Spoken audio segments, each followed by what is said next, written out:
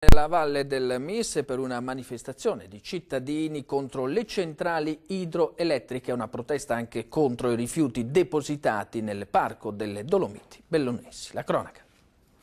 Presidio lungo il torrente Mis nel territorio del comune di Gosaldo, cuore del Parco delle Dolomiti Bellunesi.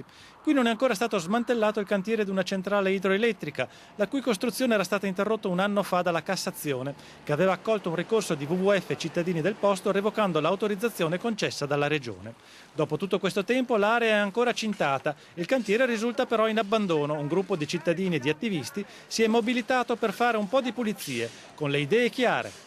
La cosa che chiediamo adesso è una moratoria immediata sulla costruzione di nuovi centrali e il blocco di queste opere devastanti per il nostro territorio. Questa mattina però gli abusivi siete voi. Sì, quella è la cosa ridicola. Oggi ci troviamo di fronte a una prescrizione del questore che ci ha imposto di non entrare in questo cantiere. Questo qua è il nostro esposto pubblico alla Forestale, il nostro esposto pubblico alla Regione Veneto di qual è la situazione nel Bellunese.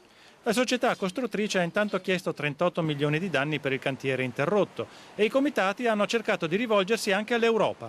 Abbiamo presentato un ricorso europeo tramite l'onorevole Zanoni, che è un deputato europeo, proprio per fermare questo scempio, denunciando gli atti per noi illegali che la Regione sta portando avanti, trasgredendo in continuazione alle normative europee che disciplinano appunto le acque, la direttiva 60 nello specifico. Cronaca giudiziaria sempre più